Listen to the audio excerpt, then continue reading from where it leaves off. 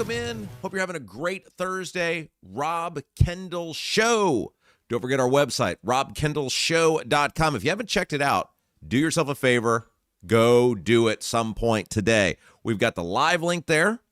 We've got the on-demand podcasting platforms, whatever your favorite platform is. If you miss any part of the live feed of the show, we've got the articles from transcripts of our favorite segments each day. Those are super cool. You guys who've read those said, oh, that's really neat. And yeah, we like those as well.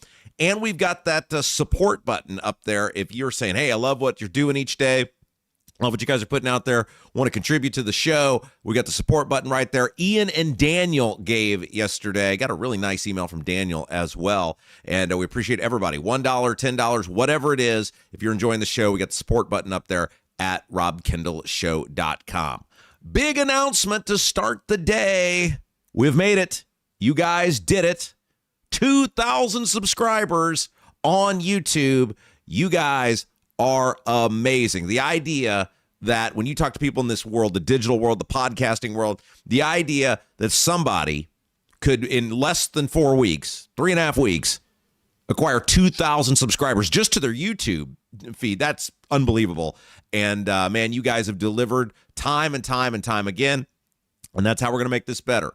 That's how we're going to grow it, is you guys remaining engaged. So I can't thank you enough. We did it. It was so cool to watch that number flip over. And then boom, there we were. We made it. Also, after the show today, if you like what we do, the new State House Happenings is up. Wait until noon. Don't leave us here. And then you can watch State House Happenings, our weekly look at what's going on with Indiana politics and government. Jim Merritt, Abdul, myself, 30 minutes. It's a real quick watch. Some of the just biggest stories, sort of rapid fire on the biggest stories from the previous week in Indiana politics and government. So all of that stuff going on, all great stuff to start the day. Don't forget also, if you're a Twitter person, I'm on Twitter, at Rob M. Kendall, at Rob M. Kendall. We talk about a lot of the things over there that we talk about here on the show. And also try to post a morning video talking about what we're going to preview, one of the bigger topics that we're going to get into on the show each day at Rob M. Kendall on Twitter. All right. So I wasn't going to start with this, but I have to talk about this. I was driving in to the show today, and I heard one of these ads from the Dark Money Group. Now, reminder, Dark Money Group is a group that is set up as a 501c3. They're a nonprofit. And as such, they don't have to disclose who their donors are. Now, the trade-off on this is they can't, I refer to as call to action. They can't tell you to vote for or against someone. And the trade-off on that is then they don't have to disclose their donors. Nonprofits really can't do political advocacy in terms of telling you to vote for or against someone. Now, they can engage in politics. A lot of times you'll hear people, churches can't engage in politics. Yeah, they can. They really just can't tell you to vote for or against someone. That would raise a red flag. But in the case of these 501c3s, they can, they are advocating. They are taking a political position, but legal, and it's all legal. It's not like it's anything untoward. It's the way the system's set up. And this is why people have advocated for big changes in our political system, on our election system, on our campaign finance system, because, and I felt this way for years, you should be able to give unlimited money to whoever you want to give it to. And it's ridiculous that we have these PACs and these nonprofits. They're all doing the same thing. It's just making it harder to track who's giving to who and who's giving what. It would be so much better if we just said, you're the candidate, people can give you whatever they want, you just got to claim it. You just got to disclose it, and that way we know who it is in the confines of the current system. Now, look, I think there's also a valid argument and a broader conversation about people having better access to their government, better access to politicians, which, let's face it, some guy who gives $1 million to a politician, whether it's directly to the politician, him or herself, or these PACs or whatever, is going to have way more influence than you or I. It's why we get such horrible policy that benefits select groups at the expense of all of us. I think that's a very worthwhile conversation about limiting the amount of money that can go into politics. But if we have the system we currently have, where people can give unlimited money to these PACs and these nonprofits, I would much prefer it go directly to the candidate. I know who it is. You know who it is. and we go forward with that. But these nonprofits exist. They're called dark money because they don't have to disclose their donors. And as the Indiana Capital Chronicle has talked about, there's a dark money group going after these Senate candidates who voted against redistricting. And that group, as the Capital Chronicle laid out, has ties to Jim Banks and is, I don't know if direct affiliation is the word or not, but they certainly, according to the Capital Chronicle, have ties to each other. And I'm hearing an ad done by one of these dark money groups today as I'm coming in to do the show. And the ad is against incumbent Senator Greg Walker. Now, Greg Walker has been in the Senate since the earth was young. He represents, I believe it's Johnson and Bartholomew County. So that's the Columbus area. And this ad, I'm listening to this ad going, you people are completely ridiculous. The people running this ad. Because, and I'm not saying this in defense of Greg Walker. I'm not saying vote for Greg Walker. I'm not saying I'm a fan of Greg Walker. I'm saying this ad is ridiculous because the ad has two components to it. And I want to get into both of them because we cannot reward this sort of behavior, this sort of complete disingenuous, hypocritical behavior from these outside groups. At some point you have to say enough. So the ad has two components to it. Number one, the ad talks about Greg Walker's vote for the gas tax. And number two, the ad talks about all the bad things Donald Trump has said about Greg Walker. He called him a loser. He called him a this. He called him a that. Let's start with the Trump stuff first. Gee, wonder why there's these No Kings protests going on. We're going to get into in a little bit how ridiculous the No Kings people are because they got a bunch of protests across the state planned on Saturday. You're running an ad for state senate, and the crux of your ad is Donald Trump called a guy a loser? Why did he call him a loser? Like, what did he do that makes him a loser? I'll tell you why he's a loser here in just a second. But that's how we vote now? That's the needle mover? Donald Trump said the guy's a loser. Donald Trump would know Greg Walker from Greg Brady. He has no concept of who this guy is. He called him a loser because he voted against redistricting. Greg, I bet if you line the voting record of Greg Walker up with Ron Alting, they probably almost mirror each other, other than they voted different on redistricting. I bet if you line Greg Walker's voting record up with Ron Alting, the very liberal Republican from Lafayette, who's up for re-election, you would have trouble distinguishing them on most things. Probably not 100% lined up, but you'd go, that's basically the same guy. And yet Donald Trump endorsed Ron Alting and has an outside, there's an outside group running ads saying Donald Trump said Greg Walker's a loser. Not because of their voting records, but because Greg Walker didn't do what Trump wanted. So now that's where we've set our standard is in our society for who we vote for. What does Trump think? That's a horrible way to vote. I'm sorry, that is the worst possible way to vote. Donald Trump has done some good things as president. There's no doubt about that. The crackdown on illegal immigrants coming into the country, trying to get these people out of the country, taking on the asylum seekers, those things are all great. The economy stuff, not great.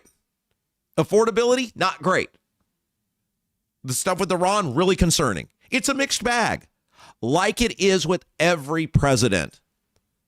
But for some reason, we have now attached as Republicans, and we didn't do this before Trump, some purity test that if Trump doesn't like you or Trump says something bad about you, you're unqualified for public office. Look, Greg Walker's done a bad job, but his bad job has nothing to do with what Trump says about him because Trump doesn't know anything about how he's done his job. Trump's hatred for Greg Walker is that he voted against redistricting. And again, the redistricting thing is ridiculous because the Republicans, if they just govern better, would win the elections. They just won the elections. This is why the redistricting thing to me is so ridiculous. You're saying the system is rigged, but you control all the levers of government. The Democrats have apparently done such a bad job of rigging the system that they let the Republicans have all the levers of government. The House, the Senate, the presidency, the Supreme Court. You have it all.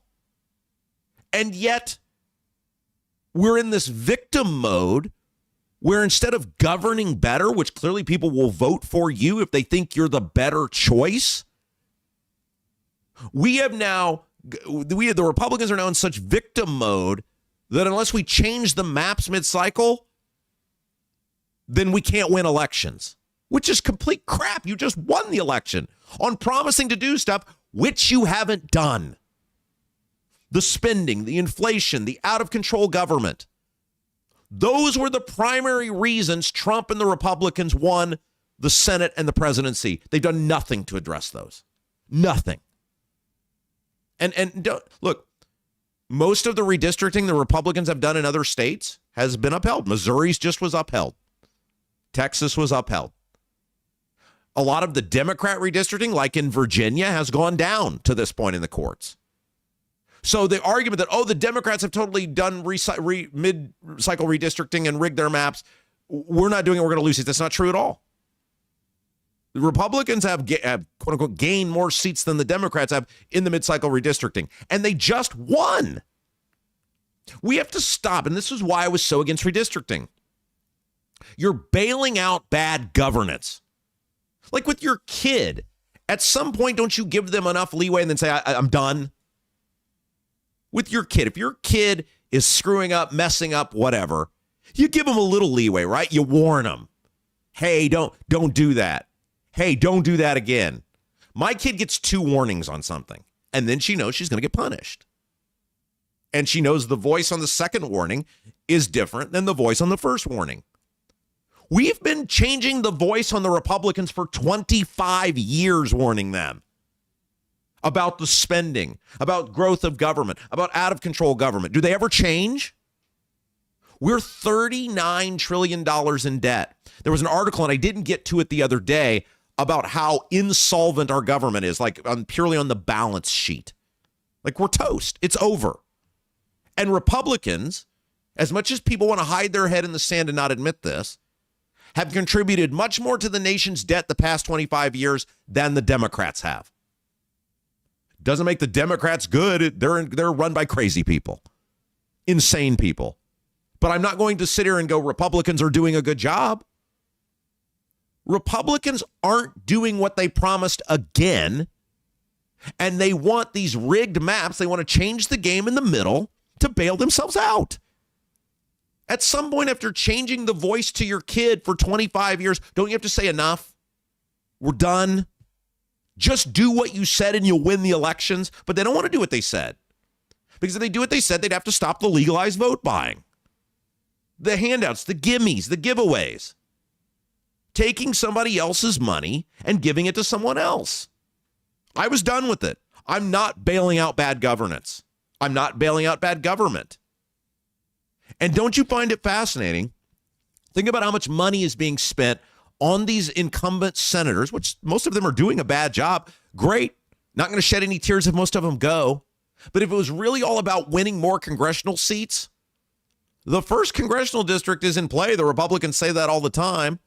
Why haven't you spent all that money and time and effort recruiting a really good candidate and then running ads behind that candidate, talking about what a great job the Republicans have done the last year and a half? You know why they're not doing that? Because look at who they wanted to run. Jennifer Ruth Green. That was their golden child in the first congressional district. I said the Republicans in Indiana should have been honest and not called it redistricting, called it the Jennifer Ruth Green Election Act. That was their gold standard. A disgraced former cabinet member of Mike Braun, who left because of her gross, irresponsible behavior, who was flushed out, paid a massive fine to the Ethics Commission related to her behavior, an inspector general investigation, who was given everything and every opportunity, and she was so arrogant and so entitled that she blew it. That's who the Republicans wanted. Sorry, not changing the rules in the middle of the game for that, because that's not going to give me any different than what I had before. Greg Walker has done a bad job, but Donald Trump doesn't know that because Ron Alting's done a bad job, and Trump's all for him. And Liz Brown has done a bad job up in Fort Wayne, and Trump is all for her. So that's the first part of the ad. The ad now is, well, Trump called him a loser, so you should vote against him. Well, Donald Trump hasn't done a great job on a lot of stuff. The second part of this that really got me pissed off, though, is the gas tax. The vote on the gas tax was 9 years ago. And 9 years ago, me and others were screaming about that vote then. You know who came to our aid? You know who assisted us? You know how many outside groups swooped in? Not many. Not many. And they have since renewed the gas tax. One of the nation's highest gas taxes, by the way. And you know who voted for that? Almost every Republican. Greg Walker did what the rest of the Republicans did. And when we were screaming about it 9 years ago and just a couple years ago when they renewed it, you know what we were told by the Republicans? The party, sit down and shut up. We're governing responsibly. We're paying for our roads. Well, now apparently it's bad enough that it ended up in a campaign ad. Well, technically, I guess not a campaign ad. I guess you're just encouraged to call Greg Walker and tell him how much he sucks. Oh, and he's running for re-election and he has a viable challenger. What are the odds? Let's face it, these are campaign ads. The gas tax is horrible. But the gas tax has been the official position of the Republican Party, of Eric Holcomb, of Mike Braun. The hypocrisy of these people who in many ways are lined up with Braun to now run an ad trying to act like they're outraged about the gas tax, about what you pay on gas tax. The time for outrage was 9 years ago. The time for outrage was a couple of years ago when it got renewed. And all these Republicans lined up against it, but yet we're picking Greg Walker and going, oh, he's horrible. No, they're all horrible. Every person who voted to steal from you is horrible because you're not getting good value on your roads. Oh, and by the way, we're going to talk about outrage over a gas tax, but not a word about the governor proposing raising $6.5 billion of taxes on I-70. Not a word. Not a word saying call Braun, demand he not raise your taxes by $6.5 billion. But they'll run an ad telling you how bad Greg Walker is because he voted for the gas tax. I saw this ad yesterday on Facebook or something. The Republican Party, Indiana Republican Party, running an ad about Braun's comments, which we'll get to later, on the IURC. That meeting the IURC had with the big five for-profit utilities. And basically painting Braun as some sort of Billy Badass who's had enough of these utilities raising the rates. And we're not going to stand for it anymore. The Republicans have been in charge of the state for 20 years. And anything the IURC has done, anything related with utilities, has been by people appointed by Republican governors. I haven't heard any outrage from the Republicans under Holcomb when all the stuff was going up, the Republican Party, of which Holcomb was a member. But now they want you to believe that the problem they've created, the Republicans in this state have created, somehow isn't their problem. They're going to fix the problem that they created, but they don't want you to know that they've created it. Braun's going to fix it. Braun's talking tough. Last year, Braun signed a bill that allows utility companies to recuperate 80% of investment in unproven technology, whether it works or not. You pay for it. You'll pay for it with the rate increase. But we want you to believe Braun's really concerned about your utility rates. The Republicans have been responsible for the IURC, who has approved, who has rubber stamped one rate increase after another. And all we heard was what a great governor Holcomb was. Same thing the Republicans did with Medicaid. Oh, we got this Medicaid reform bill. Chris Garton, senator, I'm swooping in. I'm leading the charge. Chris Garton and the Republicans in the Senate did nothing while Holcomb created the problem. Now they want you to believe they're solving the problem that they created. Their silence helped create. Oh my gosh, there's this massive issue. Thankfully, the Republicans are here to solve it. Yeah, but the Republicans created the problem. Puh, there, child. We can't have pesky little details ruining our campaign speeches or our ads or our Twitter tweets. So when I hear this ad about Greg Walker, he does suck. He's a bad senator. He has done a bad job. He has screwed the constituency. But don't act like you people care, this dark money group cares, because you're not doing the same to Ron Alting. You're not doing the same to Liz Brown. This is about some bizarre subserviency to Trump. It's weird. It's not healthy. It's not productive. We should be striving to hold every politician accountable. The president, the senators, the House reps, your state senators, your state House members, your county commissioners, your town and city council members, and your mayors. The loyalty test stuff is bad for our country. It's bad for voting. It's bad for public policy. Something that is very good, though, is Lauren Wilson, realtor extraordinaire. And let me tell you a little bit about her. Don't leave your biggest investment to chance. Work with Lauren Wilson, a realtor who is Hoosier through and through, a military vet, and dedicated to a higher standard of service. Lauren Wilson wants to help you get and wants to help you start your next chapter. Real estate is about big life changes, and Lauren Wilson gets that. Whether you're upgrading for a growing family or downsizing for retirement, Lauren provides hands-on experience that takes the worry and stress out of the process. Give Lauren Wilson with @Properties a call for your next move. 317-590-2290. 317-590-2290. All right, let's take a break. When we come back, you will not believe what the three kings crazy people, or I'm sorry, no kings. Those are also another group of crazy people. But the no kings protesters, they're going to be out in full force in Indiana over the weekend. These people are utterly ridiculous. We'll talk about it when we come back. You're watching Rob Kendall Show.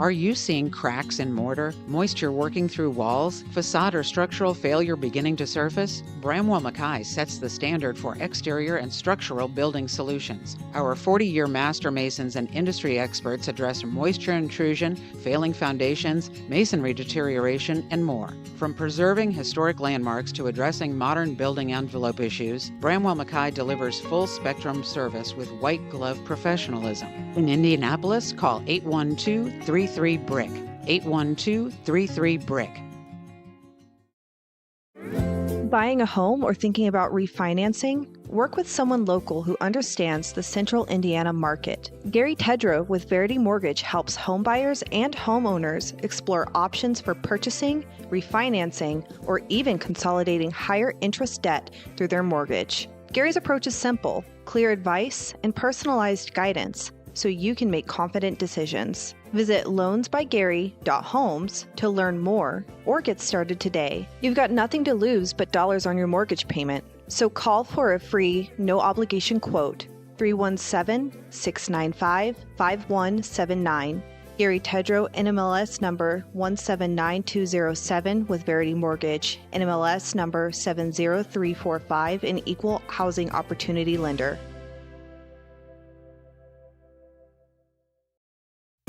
Are you a Clay County resident who is ready to be part of creating a brighter future for our citizens? Doug Cobb is running for county commissioner and will bring fresh perspective to the table. A local farm and business owner, he has skin in the game of our county's success. He knows that a great team can accomplish so much more than any one of us alone and is ready to create a brighter future for Clay County together. The committee to elect Doug Cobb approves this ad. Paid for by Linda Cheatham.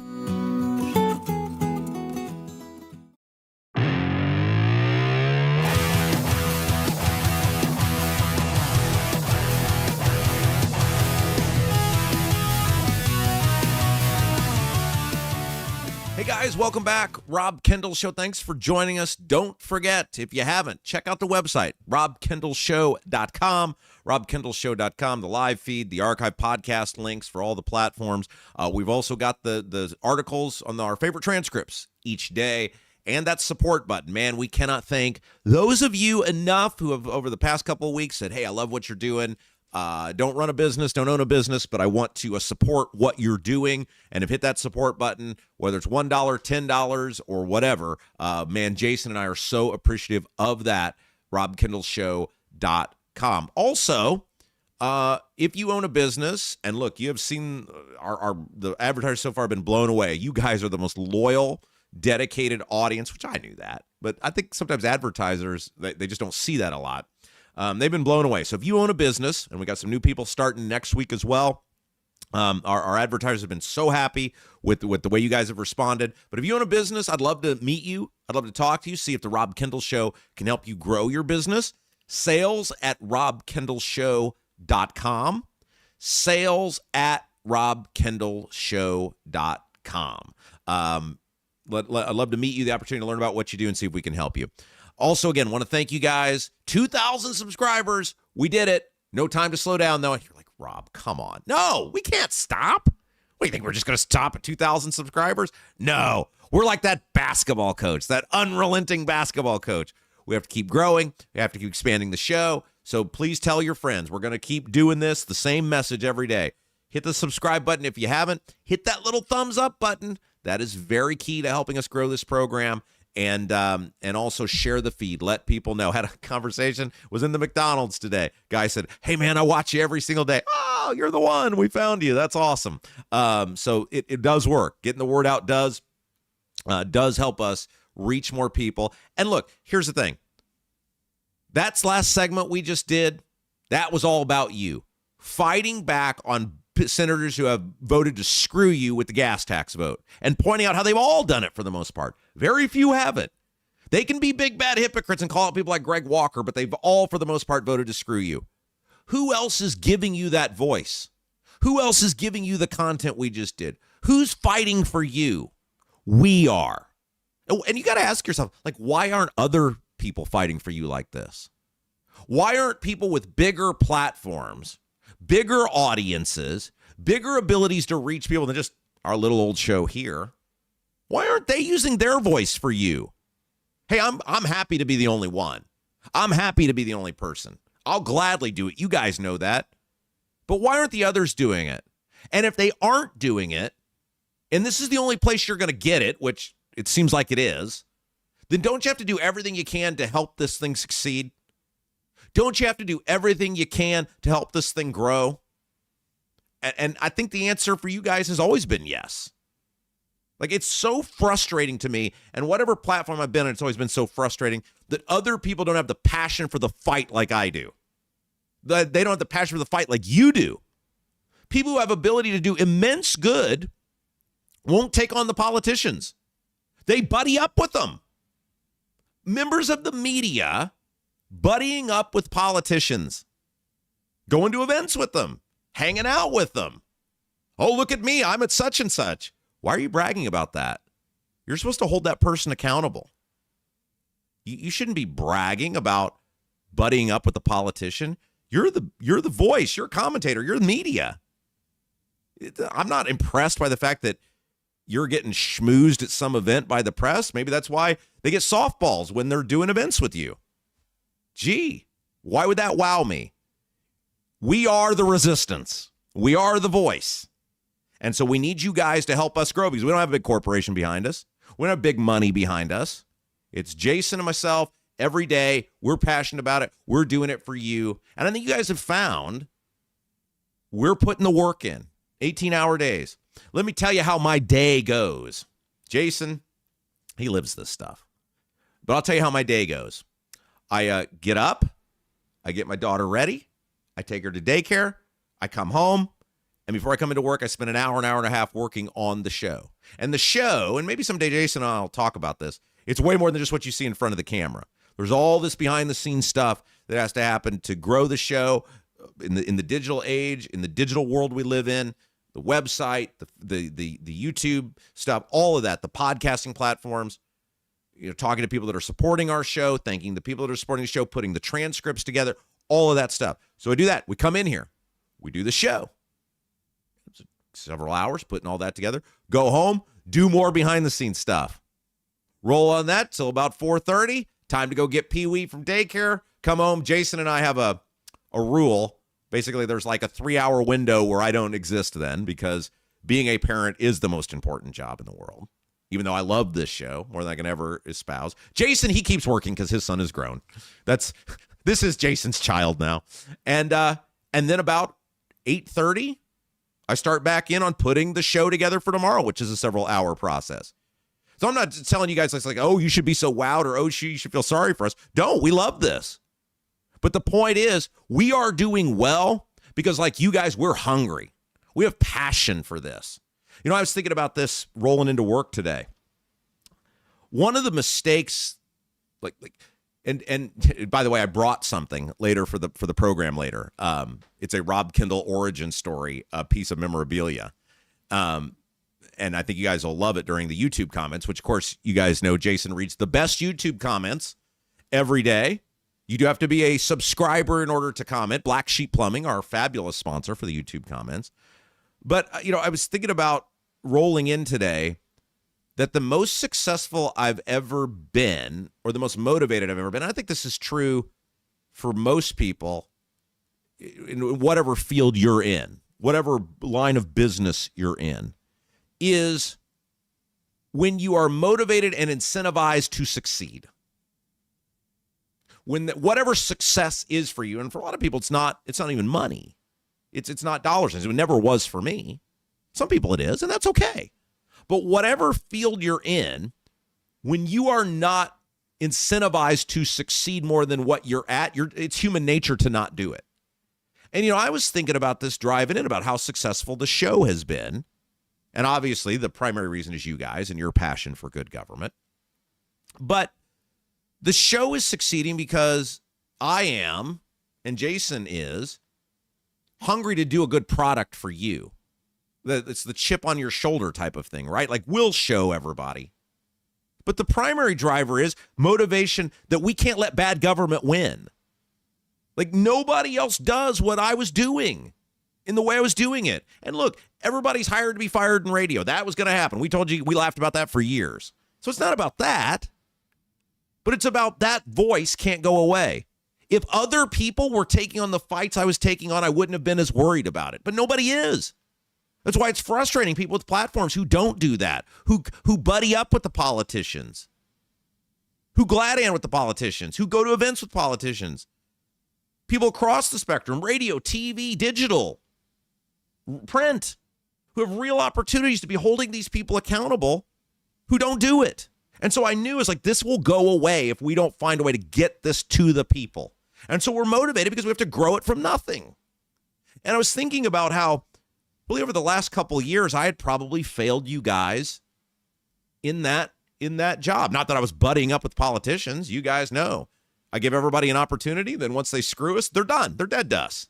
We destroy them. We give them every opportunity to succeed for you. We try to promote people who claim they want to succeed for you. And then if they don't do that, they're done. That is our rule. You are the most important thing. But I was thinking overall that I probably let you guys down the last couple years because I wasn't as hungry as I once was. I still wanted the good government. I still wanted the good policies. I still wanted to hold the politicians accountable. You guys knew we fought for that every day. But when you achieve a certain level of success, unless you're really getting pushed, it's human nature to not drive yourself the way they did. And I think back about it now.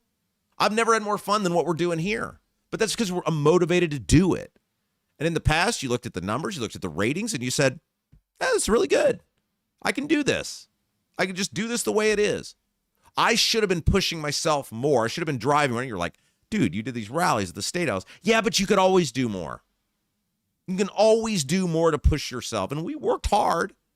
But now we're working the way we should have been working the entire time. And my point in all of this is we can't do it alone. We need you. We need you to succeed. Look, you don't have to do the 18 hours a day like we do. We'll do that. But these little things like sharing the feed, hitting the subscribe button, giving those 5-star reviews on Apple, those are all the thumbs up on YouTube, the like button. They're just little things. They just take fractions of 10 seconds, and it'll help us immensely. Somebody else who's helping us immensely is our friend Gary Tedrow, mortgage guy extraordinaire. Already talking with the lender, it never hurts to get a second opinion. With Gary Tedrow, with Verity Mortgage, he works with home buyers and homeowners throughout the entire process in Central Indiana, helping them purchase homes, investment properties, refinance, or consolidate debt through their mortgage when it makes sense. Do you have questions? Not sure where to start? Visit loansbygary.homes. Loansbygary.homes to learn more. You got nothing to lose but dollars on your mortgage payment. So call for a free, no-obligation quote. Give him your circumstance. Tell him what you're doing. He'll pull up the numbers for you. If it works, great. If it doesn't, then I'm in a pretty good deal. That's the great thing about Rob Kendall Show supporters, advertisers. They're local people. They know us saying their name, you're going to have expectations that they're going to be good neighbors. That's what Gary Tedrow is. He'll pull it up. If you can't help you, he'll tell you, hey, you're doing fine where you're at. 317-695-5179. 317-695-5179. Gary Tedrow, in MLS, number 179207 with Verity Mortgage, in MLS, number 70345, an equal housing opportunity lender. So, guys, the No Kings people are coming back, and they are absolutely the worst. They're having more rallies this Saturday. Here's how the Indiana Capitol Chronicle described what's going to be taking place across the state. There will be more than 40 No Kings events scheduled for Saturday. They include Indianapolis, Hobart, Auburn, Fort Wayne, Logansport, Lafayette, Muncie, Greenwood, Greencastle, Evansville, and New Albany. The first one in June drew about 3,000 people. One in October drew about 6,000 people. On top of the rallies, a group called Home of the Brave, which Capitol Chronicle describes as a nonprofit organization, says that it is, quote, describes them as, quote, a community of Americans who refuse to be silenced. That's how this nonprofit group, Home of the Brave, describes themselves. Quote, a nonprofit group, quote, a community of Americans who refuse to be silenced. They're running a $1 million ad campaign in more than 300 newspapers nationwide for these March 28th rallies. These rallies are happening all over the country. We mentioned the city, some of the cities here in Indiana, but they're running all over the state. I want to read what these full-page newspaper ads state, because these people, they're just completely ridiculous. And if you know someone who's going to this, you got to point this out to them. Quote, we the people march again. The abuses have not stopped. Neither will we. This is then followed by language that says, quote, the founders wrote the Bill of Rights because they had lived under a king. We march because we refuse to live under another. No kings, March 28th. What the hell does this even mean? If you've been to a No Kings rally, if you've participated, let me know in the YouTube chat. I'm not being facetious when I ask this. What do you mean, No Kings rally? Like, if you're someone who's passionate about saying the presidency has too much authority, I'm with you. Hey, I'm on board with that. If you're someone who says, man, like we're seeing with this Iran war and not getting the approval of the Congress, which we'll hopefully talk about here in a little bit, I think that's bad. Or I think there's too many executive orders. We need to rein in the power of the presidency. Great. I'm with you. We share that. But my question to you would be, if you're going to the No Kings rally, because that's your position, where were you during Biden?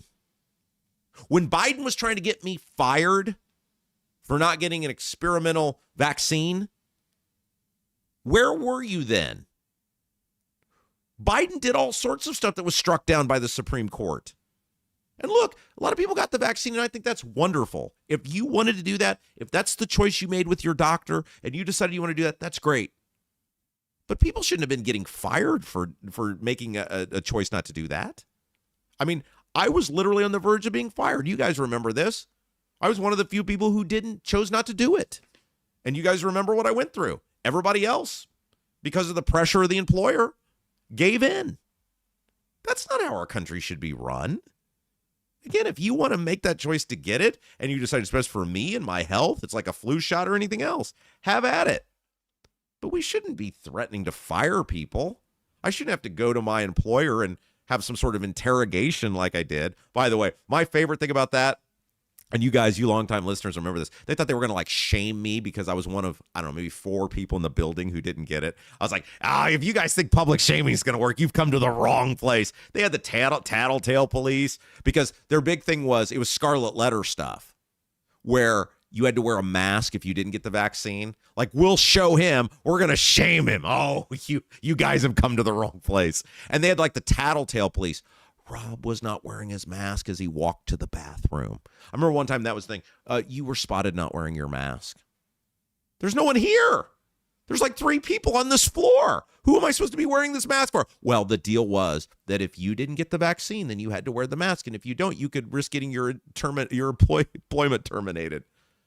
My favorite thing about how nonsensical all of that stuff was, they made me do the weekly testing. Again, another way to shame me. And I was like, Again, you guys have come to the wrong place. Have you guys not talked to my immediate supervisors? Wrong place. But they had me do the test like 10 minutes before the show once a week.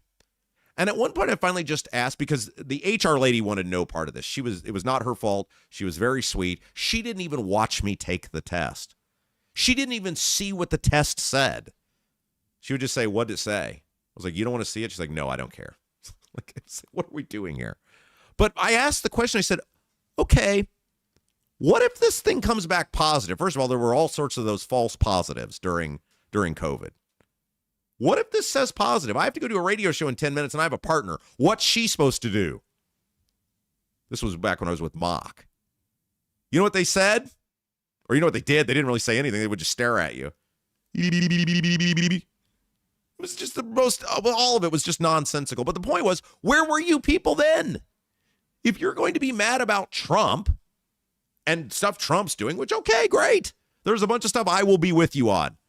But y'all weren't doing no King's protest when Biden was doing it.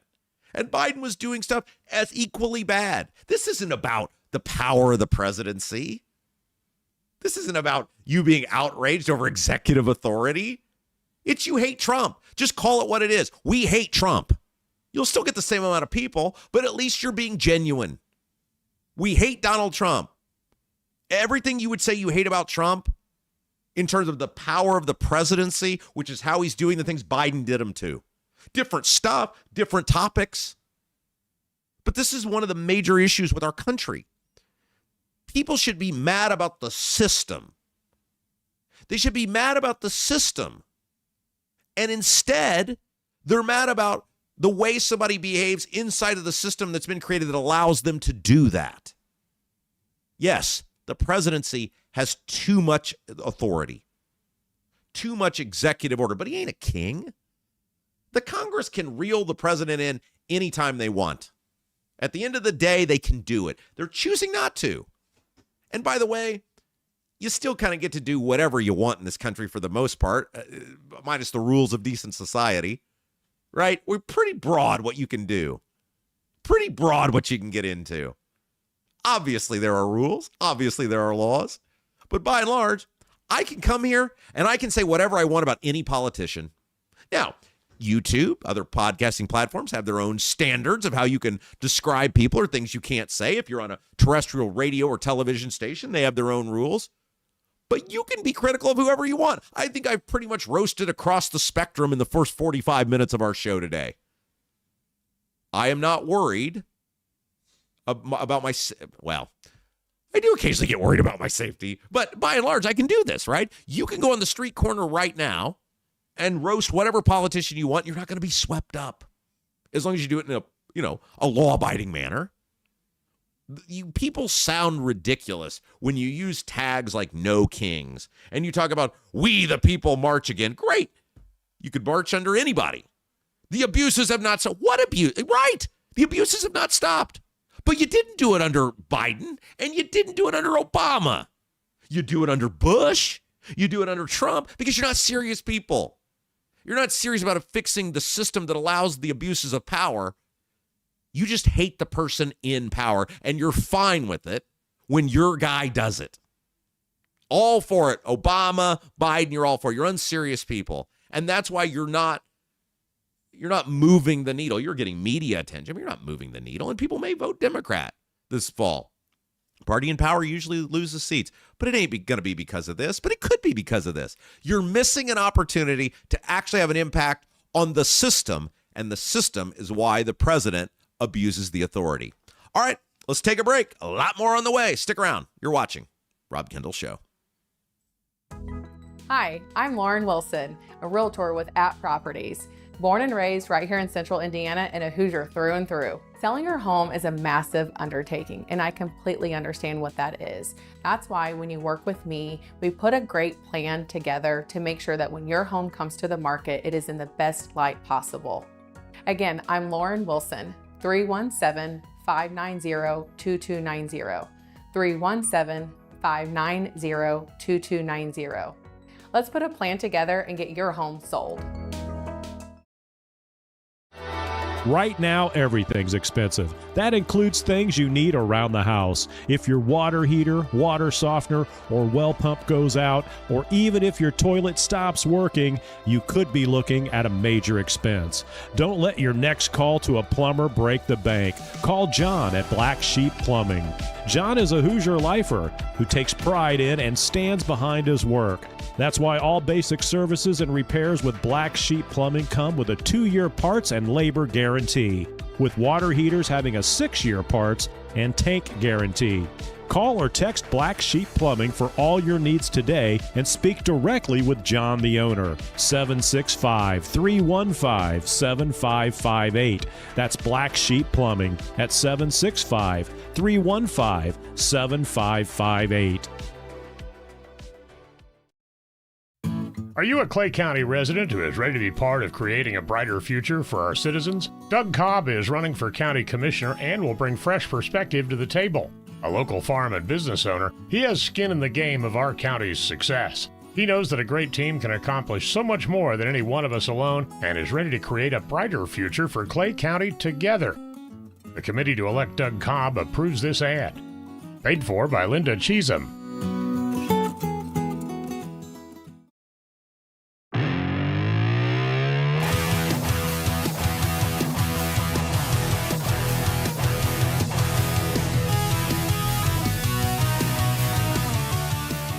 Hey guys, welcome back. Rob Kendall Show. Don't forget the website, robkendallshow.com. We got the support button up there. Again, I want to thank Ian and Daniel for their generous support yesterday. When you hit that support button over at robkendallshow.com, you're really helping Jason and I continue to do the stuff. Ensure we can be here every day, do these programs for you. Again, if you're just a viewer every day, we're totally appreciative of you. Thanks for sharing. Thanks for liking. Thanks for subscribing. By the way, hit that little thumbs up button. I know it's small, but it really does help us. And so we're not like, it's never a high pressure thing. Like, you need to support the show. But a lot of people just enjoy what we do. They show it that way. It's a great way to show it. And we're super appreciative. And we try to each day read the names of people who have supported the show because we're all a part of a community here. That's the cool thing about what we're doing now. We're closer together than ever before. We're all in this together. That's why we do the YouTube chat segment. That's why we read your comments. We want you to feel welcome here. We want you to feel like you're family here and bring others in who can feel like they are part of our family as well. And so that's what we're doing. That's why we have the support button up there at robkendallshow.com. I also try to send an email. When you support the show, you get an email from me. Sometimes they end up getting on email, threads back and forth with people who then tell their story about how long they've been listening, about where they're from. It's fascinating to learn about you guys. I love that. So I don't want you to think like it's a thing where, you gave money and then we're just like, we got that. We're out of here. We really do appreciate you. And I love learning about you guys and your whole story and being a part of our family here on the Rob Kendall Show. Speaking of part of our family, one of the people part of our family is Vent Savvy. Most people think a bathroom fan is just about clearing the mirror. It is not. It's about what you and your family are breathing. When it hangs in the air, when steam hangs in the air after the shower, that moisture soaks into the drywall and ceiling, and this is where that becomes important. This is how mold starts. You won't always see it until it's a real problem. And this is why you need Vent Savvy. Now, listen to this deal Vent Savvy has set up for you. It's an incredible deal. Go to ventsavvy.com, ventsavvy.com, ventsavvy.com. John, my guy, who I just talked to John yesterday, I'm going to talk with him when we get off the air today. Local guy, North Central grad. John's story is interesting. He was a handyman extraordinaire. He was going into all these houses, doing all this work, and he started looking at these ceiling fans, and he started realizing the problem that existed, and he's like, well, who would do this? And he realized not a lot of people do this. He's like, I can do this. And so out of his handyman business, which he still does, he started helping people out with this issue. And so here's what John will do. When you go to ventsavvy.com, you tell him, I heard Rob mention your name on the show. He's going to come to your house free of charge. There's no consultation fee. There's no show-up fee. He'll get into your attic. He's going to take a look around and do a free attic inspection. He'll show you what he finds, and then you make the choice. He's going to give you some advice on it. And look, hopefully there's nothing there. Hey, I found nothing. You're great. Good. Thanks, John. It was great to meet you. Thanks for supporting Rob's show. And then hopefully I don't have to see you anymore. But if he does find a problem, then you have the information and you can decide what to do about that. You have nothing to lose. You have absolutely nothing to lose. Head over to ventsavvy.com, VENTSAVVY.com, and tell them you heard about Rob's show for that free attic inspection. All right, so speaking of YouTube chat, this is a fascinating story to me, and I want you guys to participate in the YouTube chat by answering some of these questions, and maybe Jason can read them later. It's a fascinating story. Totally, this person is a dumbass of the century. I'm not saying fascinating like I think this is a good person or anything else. But it did prompt me for a couple of questions that I want you guys to answer in the YouTube chat, which, again, by the way, brought to you by our friends at Black Sheep Plumbing. So the WTHR, by the way, had the article on this. The Fishers Police Department said officers arrested a driver who was going nearly 60 miles an hour over the speed limit.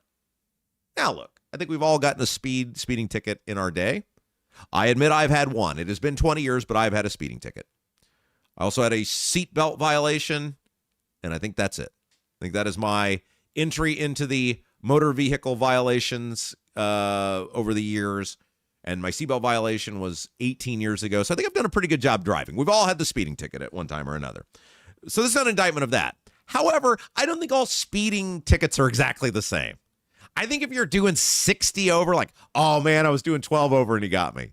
Okay, well, maybe he could have let that go. 60, I think they got to pull you over. But anyway, this guy, the police said the incident happened on 126th Street.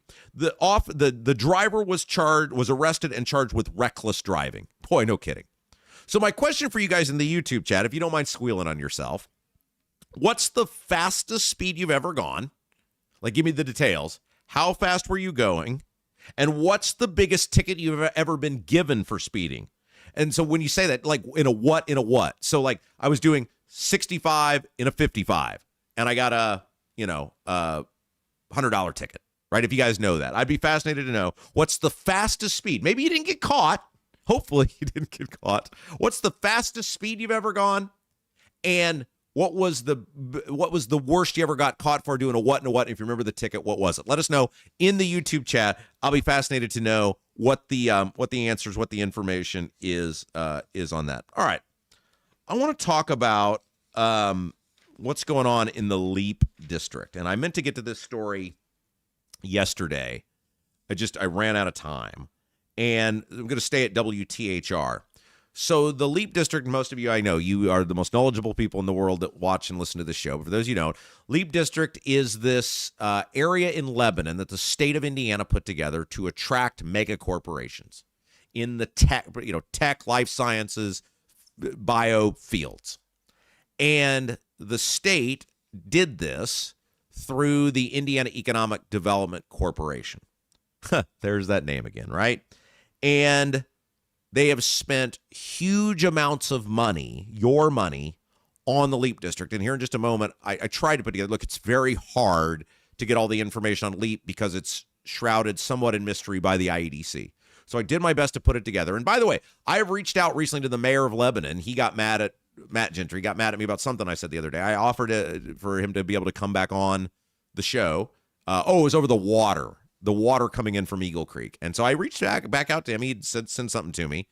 I say mad. I don't think he was mad. I think he just was upset at something I'd said. And I said, well, look, you're welcome to come on and talk about it. I told him when we record the interviews, I've not heard back from him. He is welcome to come on and have this conversation. If I got anything wrong, he can tell me about this. But the article is about Meta, Facebook, is building this. I think it's like a $10 billion campus in the Leap District.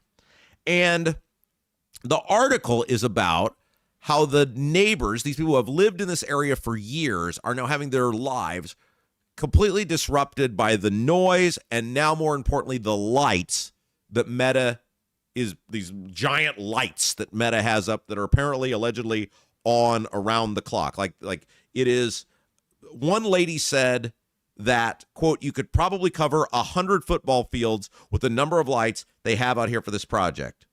Between the noise and the lights and the constant helicopter sound, there is no sleep. Imagine if you're that person. Like, let's just say 20 years ago, you bought a farmhouse or you build a house in a field. Now, you can't expect that things are going to be fields forever, but you probably didn't envision that Lilly was going to build a giganto campus And now Facebook was going to be building a giant, Meta was going to be building a giant campus, and it was going to have lights that one person said they think it would cover 100 football fields. And they're on all the time. And there's noise all the time. I think this is one of the major frustrations with the people who are being impacted by things the IEDC, Indian Economic Development Corporation, is doing. It's not that it's progress. It's that the quote-unquote progress is being paid for by the taxpayers, subsidized by the taxpayers, and these corporations don't appear to have much regard whatsoever for how they're disrupting the quality of life of the people that were there first. I think they just feel like these megacorps aren't great neighbors, that they aren't really caring about the people that have lived their lives there, that have built their families there, their communities there. And it's all being taken away from them. Look, progress isn't progress. Change, let me reword that. Change is inevitable. I think about, and it's not Meta, it's not Lilly, but I think about, like, here's an example of something that I did that is really makes me upset. In Brownsburg, one of my babies was to complete the Ronald Reagan, fund the Ronald Reagan to be completed from Avon to Brownsburg. Why? Because I wanted to ease traffic through the town. I wanted to make the flow of traffic easier. And I believed that finishing this road would create a new reason for people to stay in town. The development that would go there would be high-quality development, restaurants, shops, reasons for people not to leave our community. That was always the goal. Let's build this road, which will alleviate traffic, which is a major concern, and we'll have businesses grow up around it. People have pride in our town, that will become fabrics of our town, that will become merchants of our town, and people will stay in our town. That road has, by and large, produced nothing but bland, lifeless warehouses. The new people who came in, they didn't care about the plan or the reason. They just said, oh, look at the value of this building that can go there. Hey, welcome, come on in. And if you drive the Ronald Reagan from Avon to Brownsburg, it's nothing really but apartments and dystopian-looking, gigantic warehouses and life science buildings and everything else. There's no character to them. There's no life to them. There's no contribution to them other than the taxes that they pay, which I'm not trying to underscore that, but a lot of that's abated, and a lot of the taxes are in a tax increment finance district, so they don't even go through to the entities anyway. So I feel this. Like when I drive that road, there's sadness for me because I know what it was supposed to be. I know what it is, and if I knew what it was going to end up, I would have never done the project. And I feel that way about a lot of things in my hometown. So I can imagine how these people are feeling when you live somewhere, when your life is somewhere, and you take pride in the character of the area. That's what we call it. It's called the character of the area. It has sustained generations, the character of an area. And you see this change so rapidly, and you see it change for a mega corporation that you know doesn't care about the community they're in.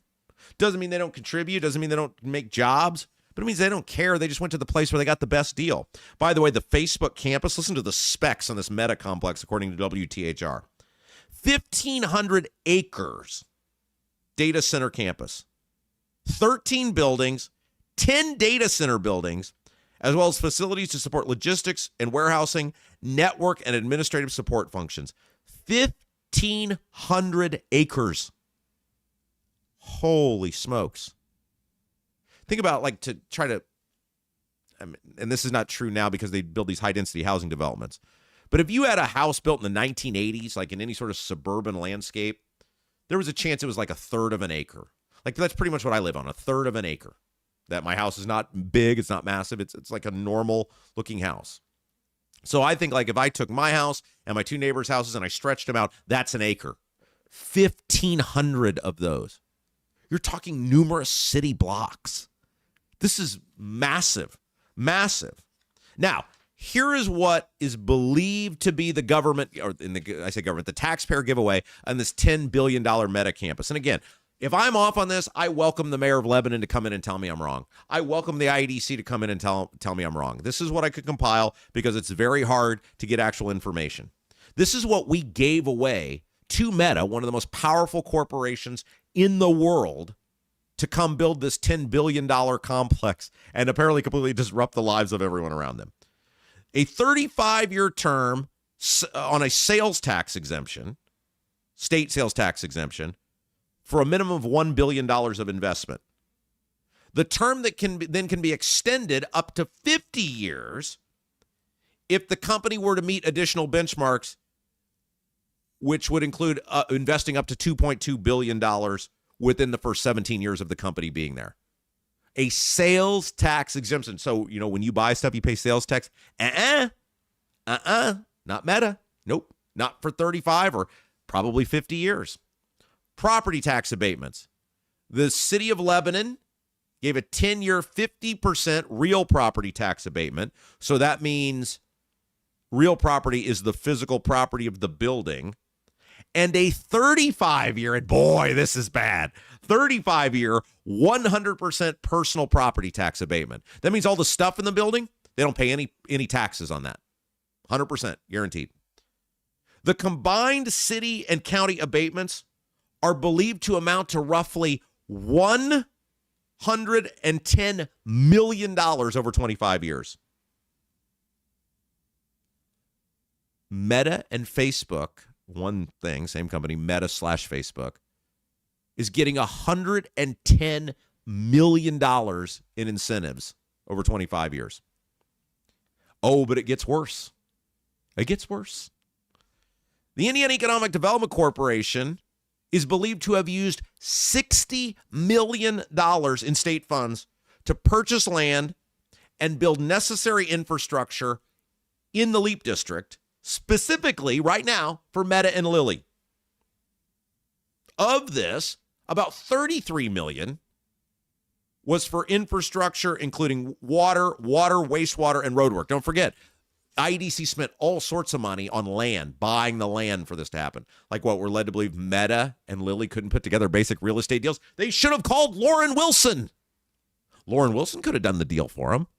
I think we all know plenty of realtors who could have done a basic real estate transaction. And by the way, the city and county provided roughly $1.35 million in park fee and building permit waivers. That's a hell of a lot of giveaways to a megacorp who has enough money to build a $10 billion campus. What's the return on investment for that?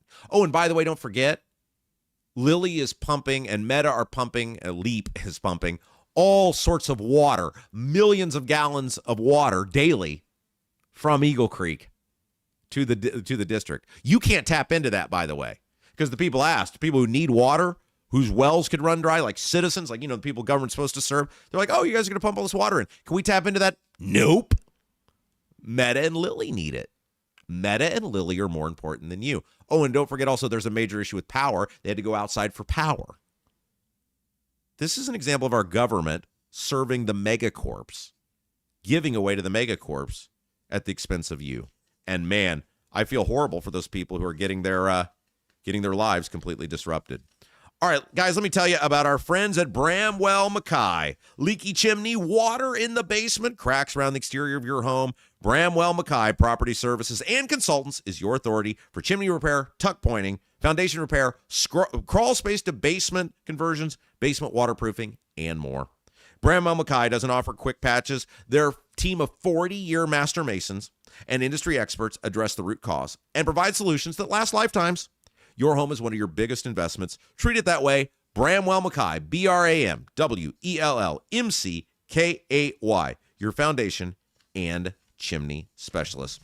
All right, let's take a quick break. We've got a lot more on the way. You won't believe what Braun said about the IURC meeting with the Big Five utilities the other day. We touched on this a little bit earlier. Let's get into the details. When we come back, you're watching Rob Kendall Show.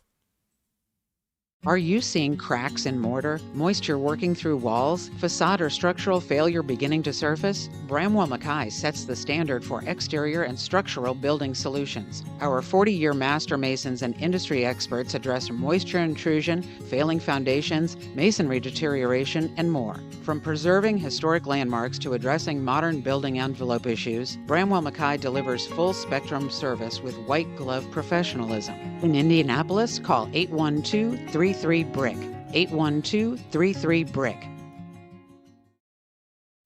Are you a Clay County resident who is ready to be part of creating a brighter future for our citizens? Doug Cobb is running for county commissioner and will bring fresh perspective to the table. A local farm and business owner, he has skin in the game of our county's success. He knows that a great team can accomplish so much more than any one of us alone and is ready to create a brighter future for Clay County together. The committee to elect Doug Cobb approves this ad. Paid for by Linda Cheatham.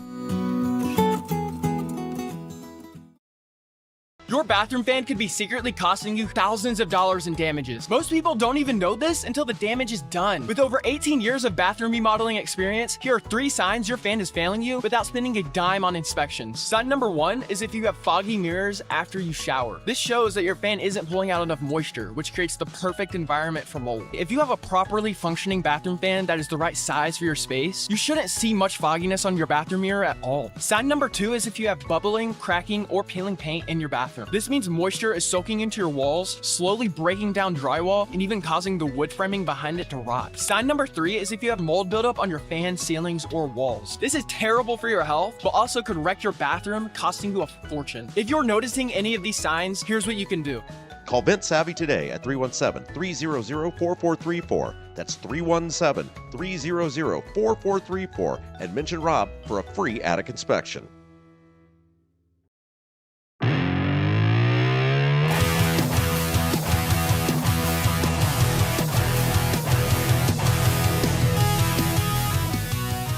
Hey guys, welcome back. Rob Kendall Show, robkendallshow.com. Thanks for joining us. And man, again, we just can't thank you guys enough. We hit that 2,000 subscriber mark on YouTube. That's awesome. Did it in less than 4 weeks. You guys are amazing. We're going to keep it up. We're going to keep it rolling. I want to read you the comments that Braun made yesterday. And then I want to read you this story from the Capitol Chronicle about, like Braun talks out of both sides of his mouth all the time. And you got to, like, any person who shares anything he posts or says, like, you people are just doing such a disservice because he lies about everything. And you can't trust anything he says. But the story came down because the IURC had this meeting with the big 5 utilities, the 5 investor-owned utilities. And we talked about this at length yesterday. We said, look, it's a glorified floor show. It's dinner theater. The state has had numerous opportunities through the IURC to crack down on these utilities. They haven't done anything. They take all this money from the utilities. And Braun just signed a bill last year that allows the utilities to recuperate 80% of their research and development into an unproven nuclear technology. SMRs, small modular reactors. There's nowhere in this country you can point to and go, hey, that's worked out really well. And so if it fails, they get 80% of their money back by raising your rates. So color me skeptical, color me doubtful by thinking that Braun gives a damn about my utility rates, that he actually wants me to pay less because he just signed a bill that essentially ensures I will pay more. I can see past the press conference. I can see past the quote in the newspaper. I can see what bills he's actually signed. I don't think Braun cares at all about my utility bills because he signed a bill that means my utility bills are going to go up. So this IURC, which is 3 of the members now, the majority of the members are now appointed by Mike Braun. He appointed 3 members, has this meeting with the big 5 utilities. They essentially dump it back on the users, which of course they did. And this is what Braun had to say about this meeting with the IURC. On Tuesday, utilities defended their rate increases in front of the IURC.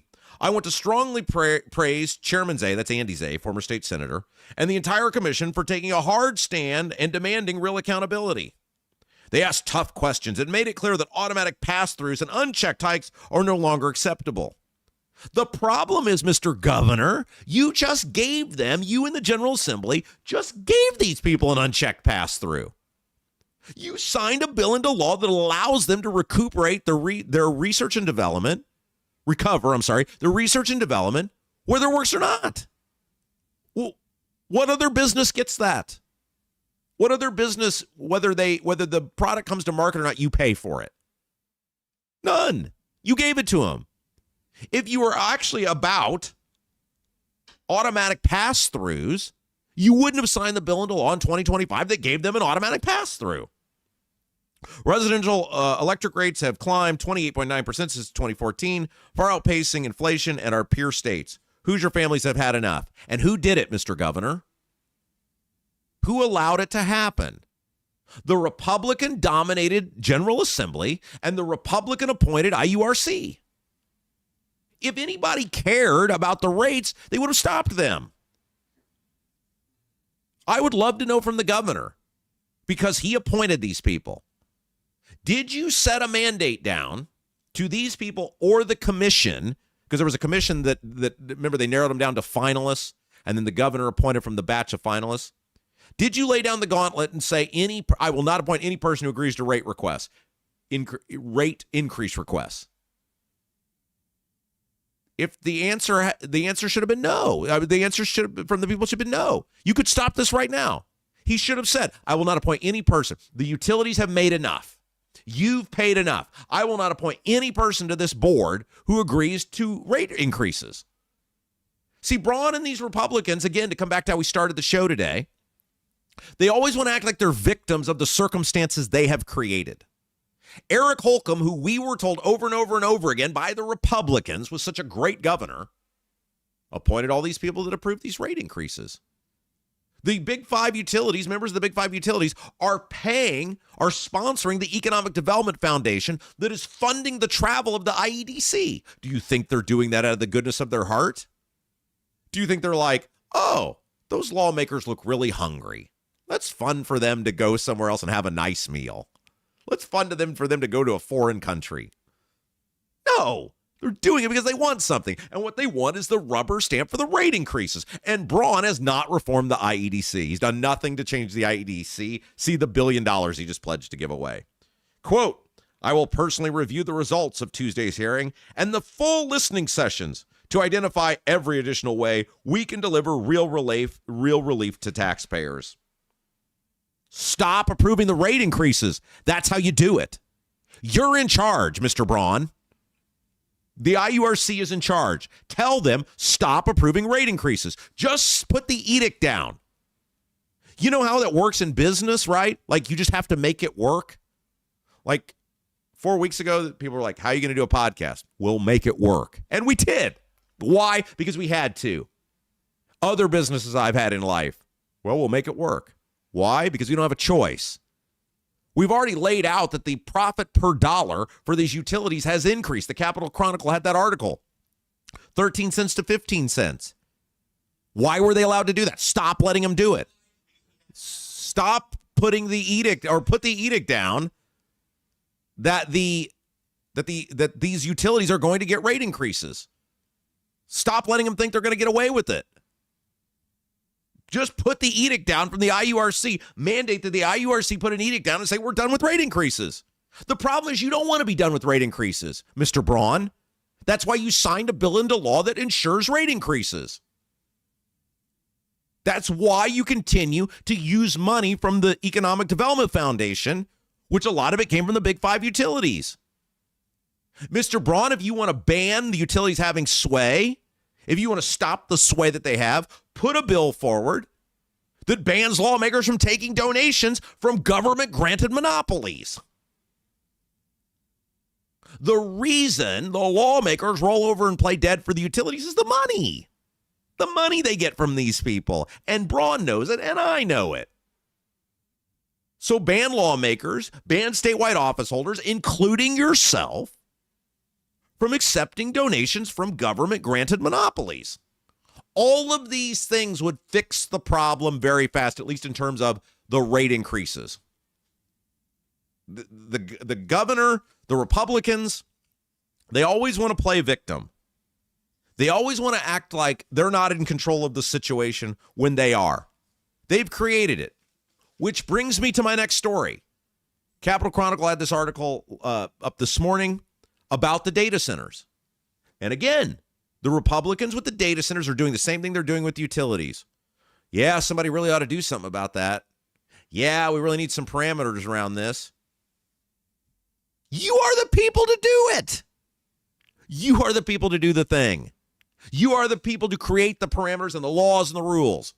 but they want you to think they're helpless for doing nothing.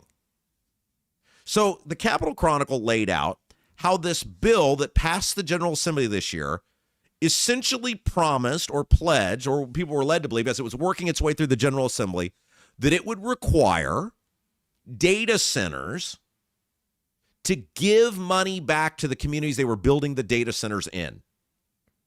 Like contribute money back to the data centers.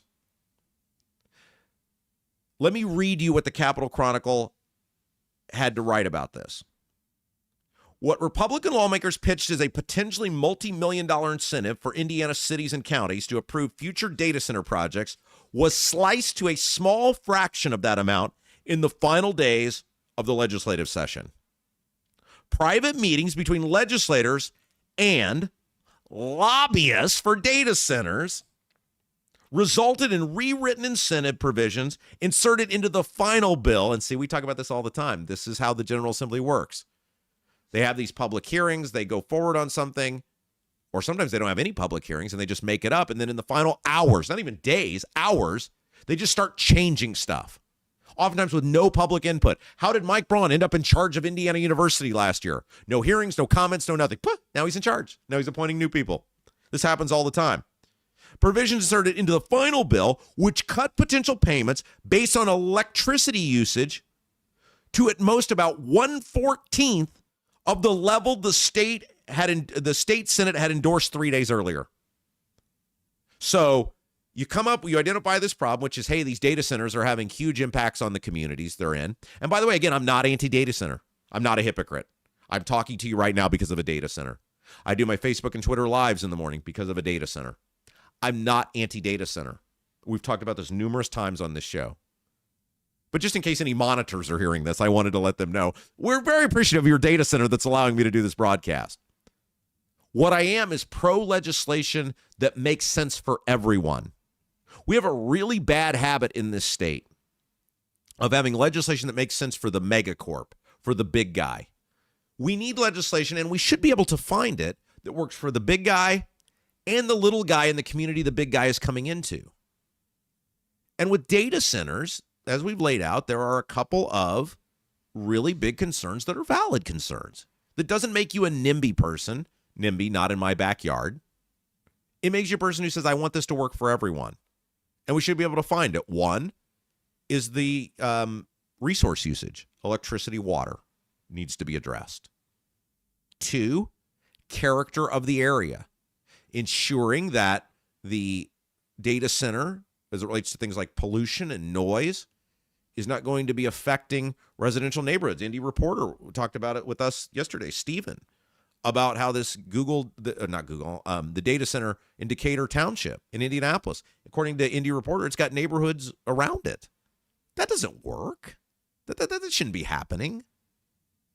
And the third thing becomes the financial incentives, the financial package, and ensuring that communities are thriving off of the data centers. There should not be abatements for data centers. They need us as much as we need them. If you're going to put a data center in your community, they should pay their full freight. That doesn't make me anti-data center. In fact, it makes me pro-data center to an extent, because I support data centers if they can meet health responsibilities, if they can meet resource responsibilities, and if they can meet financial responsibilities. I'm all for them. I don't think they're meeting many of them right now, and that's on the government. It's not on the data center. Data center people should be getting the best deal for the data center people. I feel the same way about Facebook. I don't expect Facebook to care about anyone but Facebook.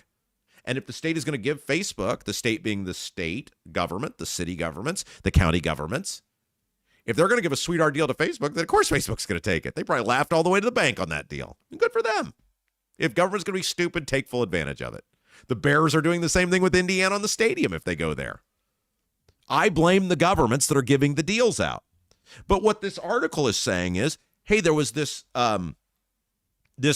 essentially agreed to, what the public believed was an agreed to benefit about how much money data centers were going to have to be contributing to communities to ensure, as we said, that the communities are profiting off the data centers.